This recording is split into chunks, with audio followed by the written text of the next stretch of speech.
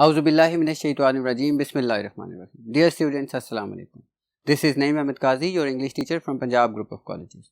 Today our topic of discussion is Grammar Lecture 2. It is about pronouns. Pronoun is a word that is used instead of a noun. बुनियादी तौर पे noun जो है वो किसी चीज़ का नाम होता है और हम उस नाम को बार बार रिपीट करने की बजाय हम उसकी जगह कोई और वर्ड इस्तेमाल करते हैं जिसको हम प्रोनाउन कहते हैं। इसकी ज़ाहिरन दो वजूहात हमें नज़र आती हैं। एक ये कि एक ही वर्ड को बार बार रिपीट करना, उससे इजतनाब किया जाए। दूसरा ये कि कई दफ़ा जो नाउन है वो ज़रा ज़्यादा लंबा होता है तो हम उसको उसकी जगह जब इस्तेमाल करते हैं प्रोनाउन तो वो छोटी जगह लेता है। मसलन हम अगर कहते हैं कि Ahmed is a good boy, हम जब दूसरी दफ़ा साथ ही अहमद का जिक्र करेंगे तो हम कहेंगे ही वर्क्स हार्ड, बजाय इसके कि अहमद इस्तेमाल करें हम ही इस्तेमाल करेंगे। एक तो वो एक मोनोटनी नहीं आती कि आप एक ही लफ्ज़ को बार बार इस्तेमाल कर रहे हैं और रीडर जो है या जो लिसनर है वो बोर हो रहा है। दूसरी चीज़ ये है कि आप वो जो शॉर्ट हो जाता है उसका जो लेंथ है उसकी, क्योंकि आप उसकी जगह एक छोटा लफ्ज़ इस्तेमाल कर देते हैं। तो हम ये कह सकते हैं a pronoun is a word used instead of a noun, as John is absent because he is ill. अब हमने John की जगह he इस्तेमाल कर दिया। The books are where you left. The books are where you left. अब इसमें books जो है, the books are where you left them. The books को them उनकी जगह प्रोनाउन आया है और you भी यहाँ पे एक प्रोनाउन है जिसका डेफिनेटली कॉन्टेक्स्ट में जिस बंदे से बात हो रही है उसको यू कहा जाता है। इसकी जो काइंड्स हैं हमारे पास पर्सनल प्रोनाउंस हैं, इम्पर्सनल प्रोनाउंस। अब इम्पर्सनल प्रोनाउंस जो हैं उनमें इट इम्पर्सनल प्रोनाउन आता है और उसके बाद हम ये देखते हैं reflexive pronouns, emphatic pronouns, demonstrative pronouns, distributive pronouns, indefinite pronouns, relative pronouns और रेसिप्रोकल प्रोनाउंस। ये प्रोनाउन की किस्में हैं। प्रोनाउंस जो हैं वो नाउन की जगह इस्तेमाल होने वाला वर्ड है जो हम फ्रीक्वेंटली इस्तेमाल करते हैं। हम मसलन एग्जांपल्स कुछ ले देते हैं। I met some people, full stop, they were busy in their work, they were busy doing their work. अब दे जो है वो सम पीपल की जगह हो गया। अब आई मेरी जगह हो गया पर्सनल प्रोनाउन। इसी तरह मैं कह सकता हूं कि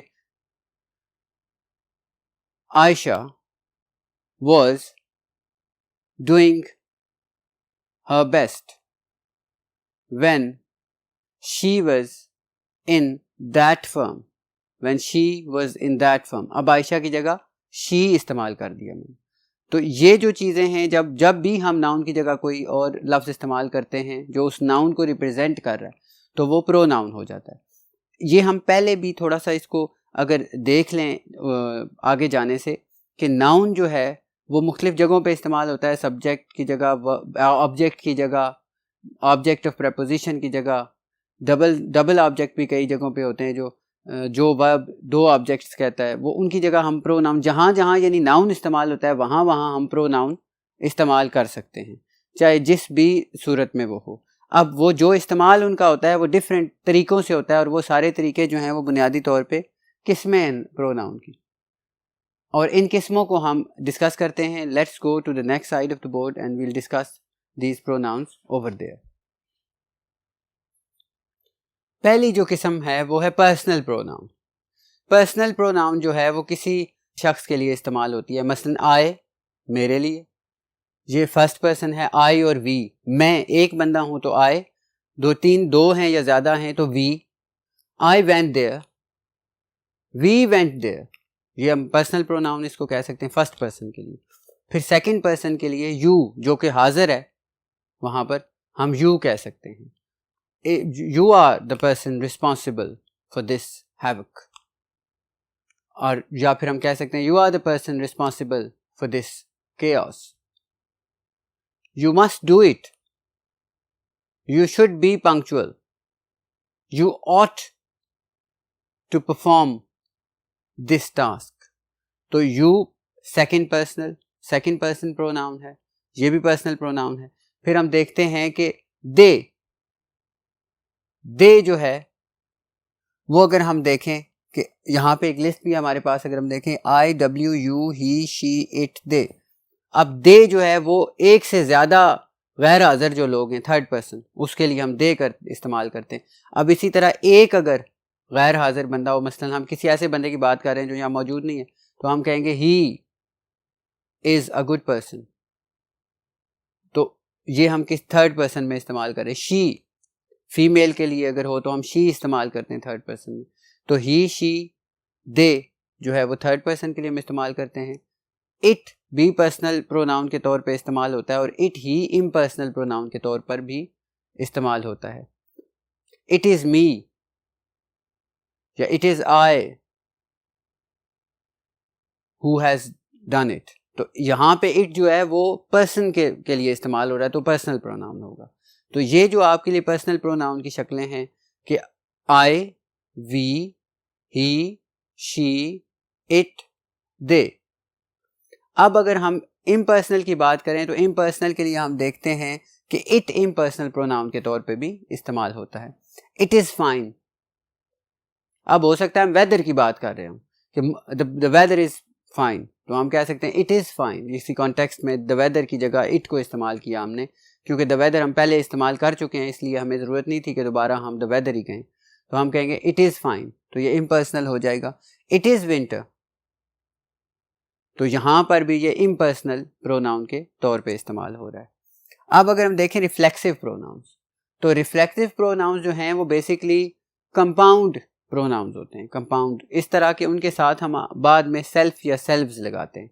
my self, herself, him self, them selves, ये दो जो लफ्ज़ हैं उनको मिला के हम एक प्रोनाउन बनाते हैं। अब यहाँ पे आपके पास दो किस्में हैं जो एक जैसी हैं। ये मैं आपको इस तरह समझाऊंगा कि आपको ये ज़रा बेहतर तरीके से समझ आ जाए। रिफ्लेक्सिव और एम्फेटिक, ये दोनों दिखने में एक जैसे होते हैं, लेकिन जब हम इनके मीनिंग्स में जाते हैं तो फिर हमें समझ आती है कि ये एक रिफ्लेक्सिव है और एक एम्फेटिक है। रिफ्लेक्सिव वो है जो किसी भी ऑब्जेक्ट की या किसी भी नाउन की जगह पे इस्तेमाल हो, जो कि लाजमी है। मसलन I hurt myself, I hurt myself. अब इस माई सेल्फ की जगह मैं ये कह सकता हूं आई हर्ट हिम, यानी कि ये ऑब्जेक्ट है, ये माई सेल्फ, क्योंकि मैंने खुद को हर्ट किया इसलिए मैं कह रहा हूं माई सेल्फ, इसकी जगह हिम भी आ सकता है। इसी तरह शी किल्ड हर सेल्फ, लेकिन इस हर सेल्फ की जगह भी शी किल्ड हिम या she killed someone, she killed a person, she killed a deer. तो ये इसका मतलब है कि ये हर सेल्फ जो है वो इसका एक पार्ट एंड पार्सल है, इसके बगैर ये जो सेंटेंस है वो ही कंप्लीट नहीं होगा। अब ये हो गया रिफ्लेक्सिव। अब जब हम एम्फेटिक पे जाते हैं तो हम ये देखते हैं कि जो एम्फेटिक प्रोनाउन है वो दिखने में इसी तरह ही है, यानी वो भी myself, herself, himself, ourselves, themselves, इस तरह आता है। पर फिर हमने कैसे पहचान करनी है दोनों में? पहचान ये है कि जैसे हम किसी चीज में स्ट्रेस डालने के लिए कहते हैं ना कि मैं खुद वहां जाऊंगा, मैंने खुद ये देखा, मैंने खुद लोगों को काउंट किया, मैंने खुद ये पढ़ाया। अब ये जो खुद है ये हम निकाल दें, मैंने लोगों को पढ़ाया, मैंने ये देखा, यानी कि फिक्रे में कोई फर्क नहीं पड़ा। ये स्ट्रेस डाल रहा है इस चीज पे कि अपने ऊपर, कि मैं अपने ऊपर उसको एम्फसाइज कर रहा हूं कि मैंने खुद ये किया। तो मसलन हम इसके लिए एग्जांपल देख लेते हैं। I made tea for my self. अब माई सेल्फ जो है वो क्या है, इसको हम रिप्लेस अगर फर्ज करो करें, I made tea for my sister, यानी कि ये इसका पार्ट है, एम्फेटिक नहीं है, रिफ्लेक्सिव है। अब अगर हम इसको ये देखें, I myself made the tea, I myself made the tea. अब इसमें अगर हम देखें कि हम माई सेल्फ निकाल दें, आई मेड द टी, तो वो ठीक है, फिक्रा पूरा है, मतलब भी पूरा दे रहा है। माई सेल्फ जो है, जिस तरह हम अपने बॉस के पास जाएं फर्ज करो तो एक आध बंदा कहता सर मैंने खुद ये चीज़ की है, मैंने खुद जाके बच्चे गिने वहाँ, मैंने खुद जाके जो है सो अटेंडेंस चेक की है। तो वो खुद जो है वो बेसिकली अपने ऊपर स्ट्रेस डाल रहा होता है कि मैंने ये किया है, मैंने खुद ये किया है, तो वो एम्फेटिक सूरत होती है। अब इसकी एग्जांपल्स आप देखें तो I will do it my self, ये मैंने जो पहली एग्जांपल लिखी है, ये ध्यान में रखिएगा कि मोस्टली जो क्वेश्चंस होते हैं ना, उनमें ये पोजीशन इसकी ये होती है एम्फेटिक की। ये एग्जांपल लिखने की वजह यह है कि ये इस तरह भी एम्फेटिक आ सकता है, लेकिन जो 99% हमने क्वेश्चंस देखे हैं उनमें यही पोजीशन हुई है, एम्फेटिक जो भी आया है कि वो बिल्कुल प्रोनाउन या नाउन के बाद आया है। तो I will do it my self, she her self killed him, she her self, उसने खुद उसे कत्ल किया। अब ये हर सेल्फ एम्फेटिक है। अब यहां पे अगर आप देखें तो ये चीज बड़ी इंपॉर्टेंट है कि ये हर सेल्फ अगर निकाल भी दें तो इससे फर्क नहीं पड़ता, लेकिन मानी में ये है कि वो थोड़ा जो स्ट्रेस है वो कम हो जाएगा। अब ये दोनों जो हैं, ये इनमें आपने ये पहली चीज याद रखनी है कि एक जो है वो खत्म नहीं हो सकता जो रिफ्लेक्सिव है, दूसरा जो है वो खत्म भी हो जाए तो मीनिंग को ज्यादा चेंज नहीं होते एम्फेटिक जो है। अब दूसरी चीज ये याद रखनी है कि एम्फेटिक के क्वेश्चन में मोस्टली जो पोजीशन होती है एम्फेटिक प्रोनाउन की, वो नाउन के या प्रोनाउन के बिल्कुल बाद होती है। लेकिन ये भी जरूरी नहीं कि ये सिर्फ इसी हालत में हो ये किसी भी पोजीशन पे सकता है। वो सिमेंटिक्स डिक्लेयर करती है कि आप ये क्या एम्फेटिक है या रिफ्लेक्सिव है। अब इसमें मोस्टली ये पोजीशन होती है, जिस तरह ये पोजीशन आप देख रहे हैं वर्ब के बाद, इसमें वर्ब से पहले होती है, जो एग्जाम पॉइंट ऑफ व्यू की मैं बात कर रहा हूं। लेकिन अपार्ट फ्रॉम दिस नोशन के एग्जाम में ये इस तरह होता है, ज्यादातर ये कहीं भी आ सकता है। मसलन मैंने जिस तरह ये एग्जांपल लिखी है कि शी विल डू इट या I will do it my self, तो ये भी एम्फेटिक है। जहां आगे हम देखते हैं डेमोन्स्ट्रेटिव प्रोनाउन। डेमोन्स्ट्रेटिव प्रोनाउन जो है वो बेसिकली डेमोन्स्ट्रेट कर रहा होता है, किसी तरफ इशारा कर रहा होता है। मसलन ये मेरे पास मार्कर है, दिस इज माई मार्कर, ये मेरा मार्कर है ये। अब यहां पे आपने एक चीज याद रखनी है, ये मैं आपके लिए एग्जांपल लिख रहा हूं यहां पे ताकि आपको बिल्कुल ये इसमें इशू ना हो समझने में। ये मैं अगर इसको दिस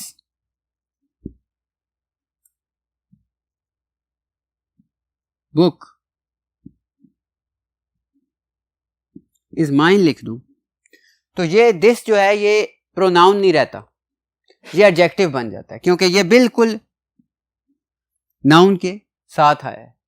लेकिन अगर दिस इज अ बुक में वर्ब आ जाए उसके बाद तो इसका मतलब है ये प्रोनाउन है, demonstrative pronoun. Such was not my intention. अब कोई काम ऐसा हो गया है कि जो मैं नहीं करना चाहता था, तो मैं कहता हूं सच वॉज नॉट माई इंटेंशन, कि मेरी ऐसी कोई नियत नहीं थी। तो सच यहां पे डेमोन्स्ट्रेटिव प्रोनाउन के तौर पे आता है। या that is mine, that is, फिर वो that book is mine, that book is mine, this marker is mine, that marker is mine. अब ये दोनों जो हैं, this book is mine, that marker is mine, this marker is mine, ये adjective है this इसमें और दैट। लेकिन जब मैं कहूंगा this is my pen, this is my marker, यानी वर्ब आ गया उसके बाद, तो फिर क्या हुआ, दिस प्रोनाउन हो गया। या मैं कहूंगा दैट इज माई मार्कर, अब दैट के बाद क्या आया, verb, that is my marker, तो फिर दैट क्या हो गया, प्रोनाउन। कौन सा प्रोनाउन, डेमोन्स्ट्रेटिव प्रोनाउन। तो ये कुछ चीज तो हमने उसकी काइंड डिस्कस की। Let's go to the other part of the board, और हम वहां पे दूसरी जो उसकी काइंड्स हैं वो हम डिस्कस करते हैं। अब हमारे पास जो अगली किस्म है इसकी वो है डिस्ट्रीब्यूटिव प्रोनाउन, डिस्ट्रीब्यूट करने वाला, तकसीम कर देता है। मसलन each of the boys, each of the boys gets a prize, each of the boys gets a prize, यानी हर जो बच्चा है वो इनाम जीतेगा या लेगा। Each took it in turn, हर किसी ने अपनी बारी पे इसको हासिल किया या लिया।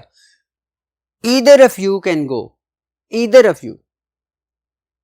अब ये जो हैं इनको हम कहते हैं डिस्ट्रीब्यूटिव प्रोनाउन। यहां भी आपने यही ध्यान में रखना है कि अगर इनके साथ नाउन आ जाए, या आप देखें each of the boys, each took verb आ गया, ईच ऑफ यू ऑफ आ गया। लेकिन अगर यहां पे ईच के साथ नाउन आ जाए, ईच के साथ नाउन आ जाए, ईदर के साथ ईदर यू और शी, तो फिर ये प्रोनाउन नहीं रहेगा। अब अगर हम आगे देखें तो हमारे पास इनडेफिनेट प्रोनाउन है। इनडेफिनेट वो हैं कि जो किसी खास, मसलन मैंने कहा ना आई, मैंने कहा शी, मैंने कहा ही, तो इसका मतलब है किसी मखसूस बंदे की तरफ मैं इशारा कर रहा हूं।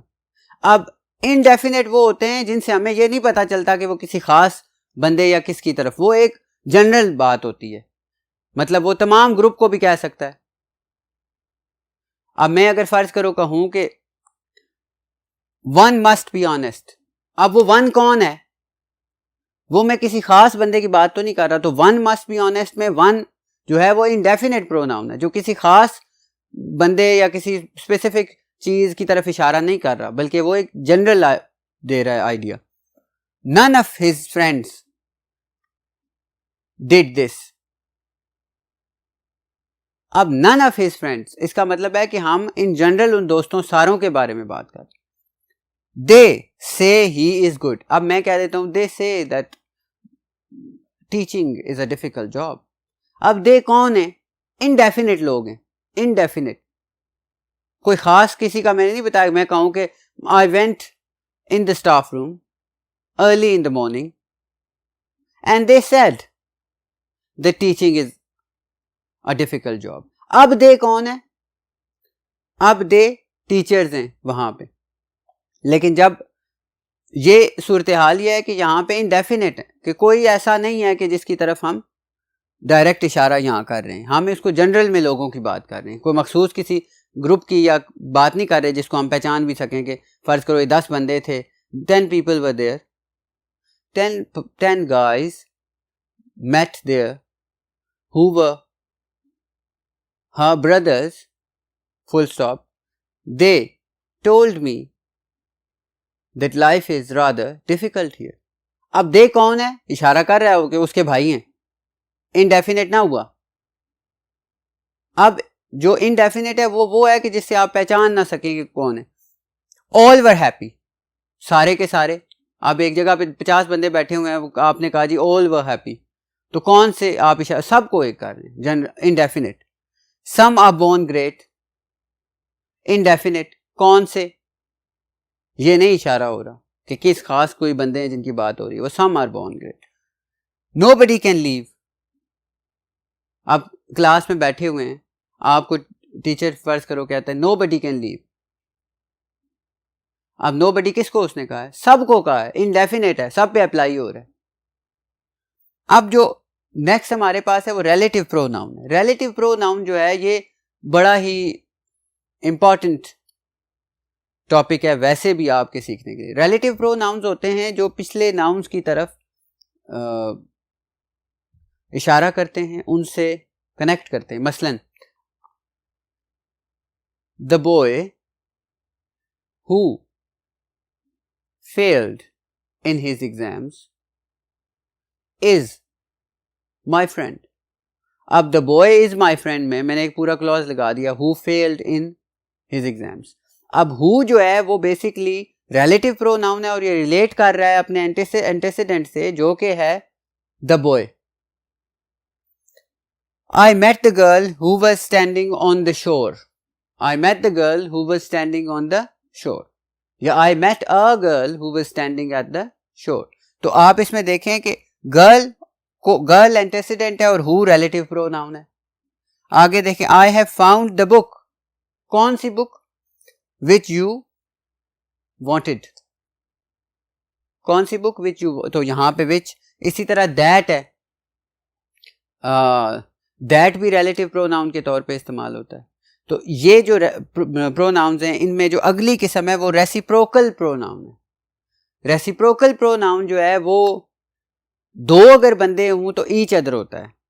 दे कॉन्ग्रेचुलेटेड ईच अदर, दे कॉन्ग्रेचुलेटेड ईच अदर। अब इसका मतलब है कि वो दो बंदे थे, उन्होंने एक दूसरे को मुबारकबाद दी, लेकिन दे कॉन्ग्रेचुलेटेड वन एनदर। अब इसका मतलब है कि जब वन अनदर आ गया तो दो से ज्यादा हैं, तो ये दो होते हैं ईच अदर और वन अनदर।